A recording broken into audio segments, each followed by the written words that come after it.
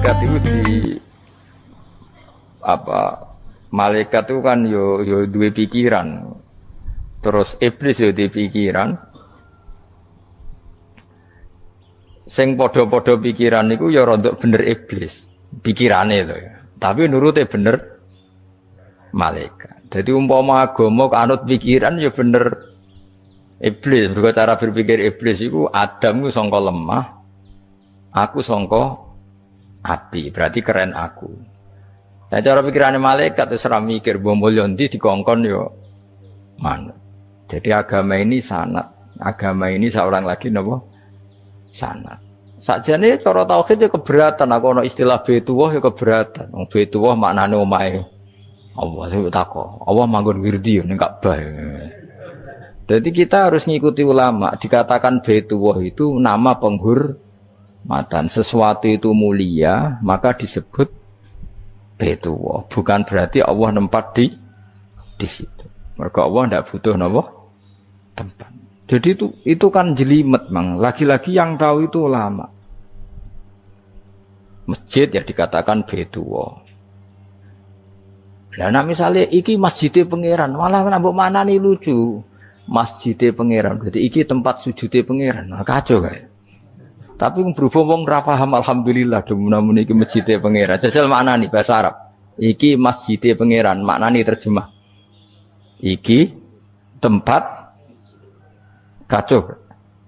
Ini baru kayak bodoh ora roh nek iku kacau.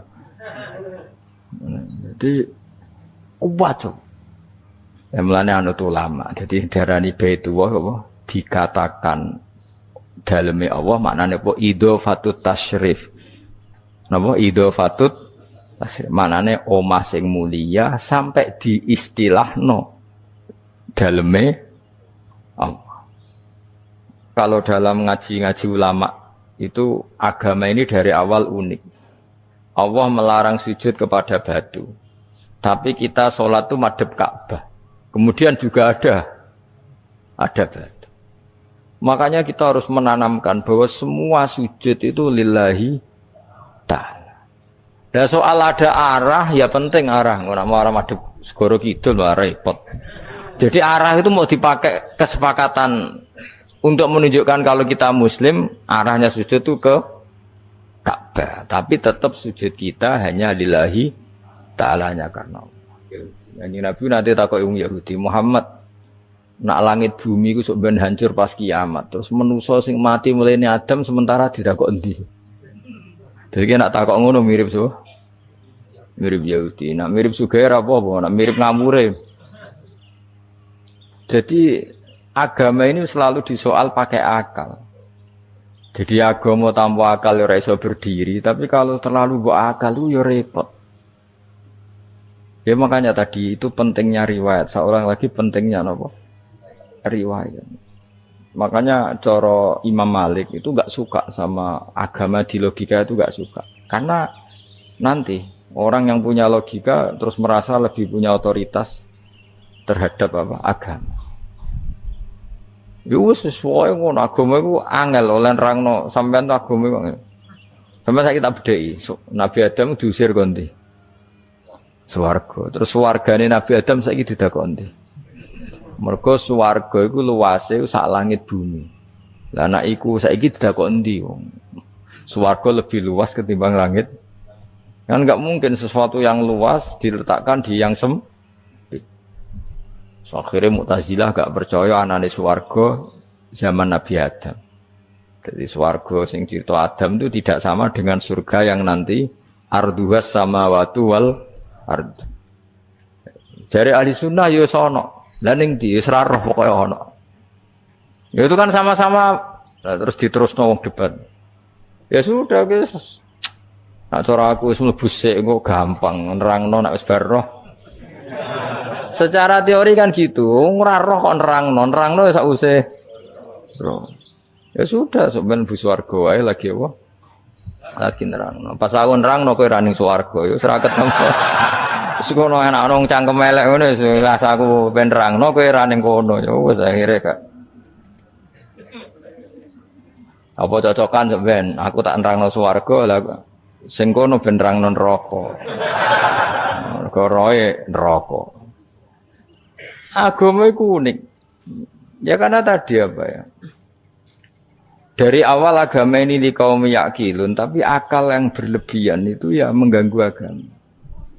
Ya sudah, makanya saya ulang lagi itu riwayat ya. Sebagian ini apa? Riwayat. Inna hadzal ilma dinun fanzuru amman ta'khuduna dinakum. Agama ini ilmu, kemudian kamu harus dari sanad yang benar, ya. Dari sanad yang apa? Dari sanad yang benar. Ya sudah seperti itu. Mana itu kula setuju model kayak salat sunat safar, tidak harus madhep kiblat terus. Jadi agama ini sudah unik. Misalnya gini, salat fardu kan wajib kiblat, tapi ada salat yang enggak usah madhep kiblat, yaitu sunat safar. Misalnya orang di pesawat gini. Karena guling-gilingan, hakikatnya kiblat itu tidak fokus kita. Fokus kita namun Allah Subhanahu wa ta'ala. Jadi memang agama, tapi lagi-lagi itu butuh riwayat. Seorang lagi butuh riwayat. Kalau nggak pakai riwayat terus kok Abu Nawas kabeh. Karena tadi Amerika, seorang lagi Amerika, itu kalau dibor pas New York itu kena Ka'bah. Lah logikanya kalau arahnya pas itu kan bebas arah. Berarti orang Amerika oleh sholat bebas. Tidak bisa seperti itu, ya tetap anut konsensus ulama sana atau tradisi sana, kiblat itu ngambil arah mana. Karena dia pas. Ya bumi yang ada arah itu secara akal kan hanya rubuk 1/4. Makanya kalau kamu belajar falak itu ada rubuk. Lainnya itu sudah tidak ada arah. Misalnya bumi bulat bola, yang sama atas dikatakan sama-sama di atas. Ya kadarnya hanya 1/4. Lainnya itu sudah dikatakan samping. Makanya seperti Denmark itu ada daerah yang siang itu sampai 3 bulan, entah berapa siklus sekian puluh tahun. Ada yang lebih lama siangnya sampai 18 jam. Kalau di Eropa kadang puasa itu sampai 18 jam. Ada yang selalu nggak kena matahari kayak kutub utara, kutub selatan. Nah makanya kalau misalnya sholat itu ngikuti apa? Kalau ngikuti matahari orang kutub sholatnya hanya maghrib, isya, subuh. Gak wajib poso orang tahu ono rino misalnya. Ya tidak bisa seperti itu. Jadi kalau nuruti logika kan terus berdebat terus. Tapi kalau nuruti rasa sebagai hamba. Orang kutub butuh sujud sama Allah, orang kutub butuh loyal sama Allah dengan memperlakukan puasa. Ya sudah, akhirnya kita harus puasa. Nah, lalu kalau ukurannya matahari, mereka tidak punya matahari. Memangnya puasa itu penyebabnya wujudnya matahari, apa penyebabnya loyalitas sama Allah Subhanahu wa ta'ala? Loyalitas. Kalau penyebabnya matahari ya, berarti kalau nggak ada matahari, nggak usah apa? Tidak usah seperti itu cara berpikir, makanya ngikuti ulama. Karena ulama yang tahu tradisinya Allah dan Rasul. Ya seorang lagi ulama yang tahu tradisinya Allah dan Rasul. Meskipun ya kadang saya enak dewe ulama. Mergo ya kadang ya mau kalau bolak-balik ngomong. Gak diterang nombek cangkem elek ora paham-paham. Makanya masyhur itu ada kiai di debat sama orang rodok PKI. Pak Kiai, kalau setan dari api masuk api kan biasa. Terus susahnya apa? Mau materinya dari api. Terus Kiai itu mek lemah, sawurna raine. Loro cung, nggih sakit. Jare wong kok lemah, kena lemah kok loro. Karena serak kena diterangno. Manusia materinya kan dari tanah, berarti kena dipendem urip-uripan. Piye ya? Ya loro ya. Lah ya jare kok lemah kok dipendem ning lemah kok. Karena dijelaskan pakai lisan yang baik, gak paham-paham. Sebenarnya kita ini ingin selalu baik, tapi ada orang-orang diterangkan cara baik-baik itu. Wah, kayak misalnya ono wong kondo, Gus kula nu bojo kula cerewet ngene-ngene, apike kula pegat dicereweti bojo mbek diarani duda lara ndi. Oh lara diarani duda isen. Kue payu rabi dicereweti, ambek ra payu rabi jomblo, sakit mana? Sakit distatuskan jomblo. Malah kena dicereweti sabar prestasi baru. Mesti wong ku diwolak-walik. Lan jarpe sekolah tak malan kula seneng mbek Imam Syafi'i. Kowe dirasani wong ning ngarepmu, diomongi, ambek dirasani seneng ndi? Seneng dirasani cara kowe. Cara Imam Syafi'i bukti kewibawa, buktine ngomong ning ngarepmu rawani. Jadi Imam Syafi'i itu rileks urip. Ya Aba Abdillah, orang yang tadi muji-muji jenengan itu kalau di luar maki-maki jenengan. Jadi alhamdulillah. Kok bisa itu kan bukan pengkhianatan. Berarti saya wibawa, di depan saya enggak berani gitu. Wong iku sowan Imam Syafi'i, ya cium tangan, ya hormat. Tapi setelah di luar menghujat. Singkat cerita dilaporkan ke Imam Syafi'i. Orang yang tadi nyium tangannya jenengan, itu di luar ngerasani jenengan. Jadi Imam Syafi'i, alhamdulillah, berarti aku wibawa, mendengar kurawani. Ya dianggap enteng saja. Terus ada orang misoi Ja'far Shadiq. Sayyid Ja'far Shadiq itu Sayyid putune Nabi, orangnya soleh, alim. Gurunya Abu Hanifah. Di antaranya gurunya Abu Hanifah itu Sayyid Ja'far Shadiq. Itu kalau dihujat orang diomongin ini, dimaki-maki, sampai ke rumah. Pas mau masuk rumah, kamu masih ingin maki-maki saya? Iya, tak tunggu sampai selesai. Setelah selesai, sudah, sampun, sudah. Masih emosi orang, sudah. Kamu misoi saya berdasar apa yang kamu ketahui. Yang tidak kamu ketahui lebih banyak, maka saya tunggu. Sesuai izin. Wisen sampai terus ketika ditanya, kenapa engkau sabar ketika jenengan saya pisui? Orang ini akhirnya tobat, mencium tangannya, mencium lututnya. Jawab saya Ja'far Shadiq ini. Aturahu tu'sokurhan, aturahu yu'sokurhan. Kowe ora ngrafaham kalimat itu, tapi tak terangkan ben dadi wali.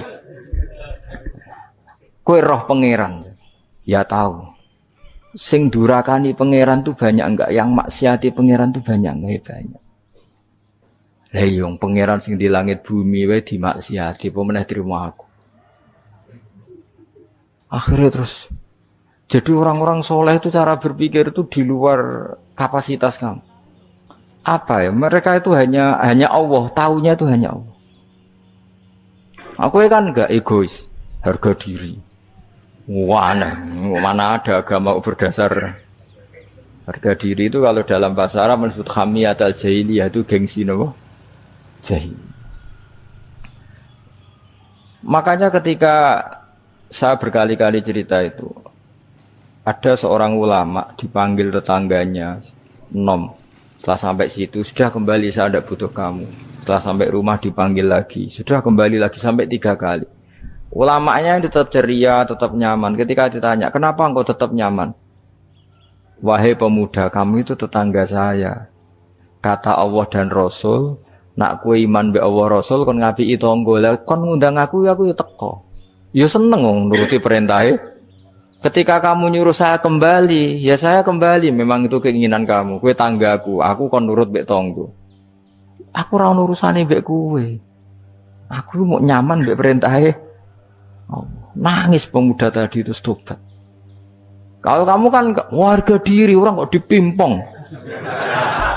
Ini gak bakat wali blas. Jadi orang dulu itu nyaman.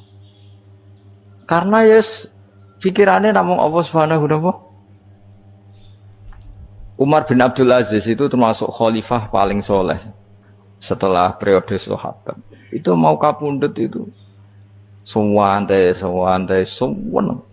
Ketika keluarganya menangis, kenapa kamu menangisi saya? Ya karena engkau mau mati. Memangnya kalau mati mau kemana aja? Ila khairi madhubin ilaih, kedat terbaik. Terus aku mbok kon urip awar kowe gak jelas iso ngrumat aku ta ora. Anak Allah malah jelas. Saiki apik ndi urip mbek wong ora jelas sampai sing jelas. Ya wis kapundhut. Kowe kan gak mati ku wedi. Dosane akeh. Lah mungkin nek urip terus ra dosa apa to ngene. Gaya tok asline. Dosa kula cek kathah Gus kok mati terus. Ya malah apik mati biar dosa meneh. Biasa wae nek apik mati biasa karena potensinya kamu urip suwi ku dosane apa taat meneh. Ya jawab. Potensine. Dosa meneh apa taat meneh? Apa ya dosa ya taat. Terus pas mati pas taat atau pas dosa? ora usah ngono biasa ya. Sampai mati ae matur pangeran Gusti nak saene mati nggih. Mati mawon nak saene urip nggih. Urip mawon Gusti semua anut jenengan wis. Zaman kula urip sing ngrumat nggih jenengan mungkin sampean mati sing ngelola nggih napa? Jenengan pun donya sing ngurusin jenengan. Kan sebenarnya kalau kita berpikir gitu kan nyaman. Zaman kamu hidup yang mengendalikan jantung, paru-paru, oksigen juga Allah. Dan kamu nggak tahu caranya, tahu-tahu hidup. Tapi setelah mati dikubur kamu iskal. Lalu sistem pernafasan saya gimana setelah saya mati? Memangnya zaman yang dunia kowe roh. Oh karena ada oksigen. Nah, terus oksigen wujudnya karena apa kowe ya ora roh. Oksigen dari zat gini lah zat iku kok sapa ya ora roh. Mau gaya tok ngomong mau tetep akhirnya ora roh. Lan kadang kula gawok mbek wong goblok wis ora roh kabeh dari awal mau alam semoga iku gak usah nerang. Nah, artinya gini, kalau zaman di dunia kamu tidak bisa mengelola diri kamu sendiri, juga sama setelah mati tidak bisa mengelola diri kamu sendiri. Semua itu al-amru biyadil, semua itu dalam kekuasaan Allah Subhanahu wa ta'ala. Ya sudah, alaihi tawakkaltu wa ilaihi unib. Ya sudah, kita pasrah saja dan kita hanya kembali kepada Allah Subhanahu wa ta'ala. Ya sudah, itu agama. Tapi nak bawa logika pakai akal. Wah itu orang mati itu sudah nggak bisa apa-apa, sudah jadi tanah gini-gini. Nah, masalah catekar yang ngerti, nah, jadi tanah itu tidak bisa apa-apa. Tapi masalahnya kita ini dikendalikan oleh zat yang bisa mengelola semua. Yaitu Nabi Adam diciptakan juga dari tanah. Ya sudah hanya berdasar riwayat itu yang kita akhirnya meyakini setelah kita mati juga bisa hidup lagi. Iki rasa khawatir, iblis itu ya iblis ya lemah. Nyatane ya kowe tetap ngaji jalalan. Berarti ora sukses menyesatkan. Kodang di kowe iblis. Ya kodang sampean, kon ra ngaji tetap ngaji. Kon paham tetap ora paham. Berarti iblis itu enggak keren loh. Betul, saya setiap melihat orang sholat itu menyaksikan kekalahan apa? Iblis. Jadi iblis itu ya kalah ora kok hebat yo ora. Biasa mawon, ora usah sing hebat ya namung pangeran. Dari awal iblis wis menyerah ngadepi orang sing ikhlas. Ikhlas itu dimulai dari awal. Cara bahasa Inggris pokoknya hilir sampai hulu sampai hilir itu kudu ikhlas kabeh. Misalnya kita duit, yakin nek iku wae Allah. Sehingga kita ketika ngasihkan orang itu kamu enggak merasa itu milik kamu. Sehingga enggak gampang ngundat. Selagi itu kamu benar keduanya awalnya salah itu masih mungkin tidak ikhlas. Uang ini milik saya, tak kasihkan kamu dengan ikhlas. Kalimat milik saya ini menjadikan suatu saat kamu jadi undat-undat karena milik saya. Tapi kalau ikhlasnya dari depan, uang ini milik Allah, ilmunya bahak milik Allah. Terus tak kasihkan kamu juga hambanya. Dari awal kan merasa saya tidak punya apa-apa. Tapi selagi saya ikhlasnya hanya separuh. Ilmu saya tak kasihkan kamu karena Allah, berarti masih potensi enggak ikhlas ya. Jadi kalau ngelatih ikhlas itu harus dua-duanya. Kamu punya uang milik Allah, punya ilmu milik Allah, punya jabatan milik Allah, kemudian kamu kasihkan sesuai perintah Allah, itu lebih mudah ikhlas karena la haula wala quwata illa billah. Selagi masih separuh saja salah, itu potensi berikutnya juga ikut salah. Misalnya aku ngurmat yatim kok ikhlas, duitku tak kena. Kata duitku itu menjadikan suatu saat. Dulu tak rumat loh, saiki jebule lali aku. Tapi kalau alhamdulillah saya pernah digerakkan Allah ngrumat yatim dengan milik Allah juga. Sehingga kita sekedar pernah melakukan ketaatan ini senang. Enggak penting berikutnya anak yatim ini nanti peduli kita apa enggak, enggak penting. Itu ikhlas ya. Ikhlas itu sesuatu yang semuanya lillahi ta'ala. Ya, inna sholati wa nusuki wa mahyaya wa mamati lillahi rabbil alamin. Masyhur itu khilafnya ulama. Apakah malaikat itu termasuk umatnya Kanjeng Nabi Muhammad sallallahu alaihi wasallam? Ada ulama yang mengatakan cara pandang Nabi diutus itu untuk mensolehkan yang tidak soleh atau mensolehkan yang potensi tidak soleh. Kan orang itu ada dua, ada yang memang tidak soleh disolehkan. Ada yang potensi tidak soleh, sebetulnya sudah soleh tapi potensi juga tidak soleh, terus disolehkan. Nah malaikat ini kan tidak berpotensi maksiat, sehingga agak butuh nabi. Seorang lagi malaikat itu kan nggak mungkin nggak soleh, selalu soleh. Berarti nggak butuh nabi. Itu cara pikiran Imam Suyuti. Sehingga dia mengatakan Quran itu memperingatkan semuanya kecuali malaikat. Karena malaikat tanpa diperingatkan sudah soleh. Tapi kata ulama yang lain tidak seperti itu. Malaikat tetap senang sebagai umatnya Rasulullah Shallallahu Alaihi Wasallam karena butuh status tasyrif. Tasyrif itu keren. Nanti ditakoki kowe melok kelompok isopo, melok kelompok Kanjeng Nabi Muhammad Shallallahu Alaihi Wasallam. Sehingga kalau nanti ditanya Allah, mimman anta misalnya, min ummati habibika Muhammad, itu keren. Kayak termasuk umatnya kekasihmu Nabi Muhammad Shallallahu Alaihi Wasallam. Lalu kamu ngikuti apa? Yo min ahsani kitabik, macam ngikuti kitab terbaikmu ya Allah. Sehingga mereka ikut umatnya Nabi bukan karena disolehkan, tapi karena tasrif, satu kehormatan. Itu yang diikuti ulama. Tradisi kita ahli sunnah ngikuti yang pendapat itu, ngikuti bahwa malaikat pun suka dikategorikan umatnya Kanjeng Nabi Muhammad Sallallahu Alaihi Wasallam karena nambahi tasrif. Nambahi apa? Tasrif. Masyhur itu Imam Suyuti dalam hal ini kita ngikuti ulama mayoritas, bukan ngikuti yang ini. Masyhur kan Jibril ditanya, kan itu ketika Jibril ketemu Nabi Muhammad ditanya, untungnya apa kamu jadi safir? Safir itu kira-kira terjemahan bebasnya panitia saya. Jibril itu kan ya jauh dari langit turun bumi, dari langit itu kan jauh. Terus kamu untungnya apa? Karena Jibril itu tahu betul peristiwa yang pernah dilakukan Allah. Yaitu kayak apa malaikat yang di langit bisa diusir karena kesalahan tertentu. Malaikat yang sok suci kayak siapa itu Harut Marut juga dihinakan seperti itu. Dan Jibril tahu betul Allah itu yaf'alu ma yasha. Jadi yang sekarang malaikat bisa saja jadi pokoknya tahu betul Allah bisa melakukan apa saja. Karena Jibril tahu betul Allah, karena dia ketua malaikat. Kan kita tahu misalnya ada sejarah siapa? Harut Marut, dari malaikat menjadi hina seperti itu. Terus Jibril akhirnya tanya, ya sudah, Jibril punya apa? Terus ditanya Nabi, kamu untungnya apa setelah jadi safir saya, jadi panitia yang ngurusi wahyu. Terus kata malaikat Jibril, saya tidak pernah merasa aman. Apakah saya selalu dalam posisi ini?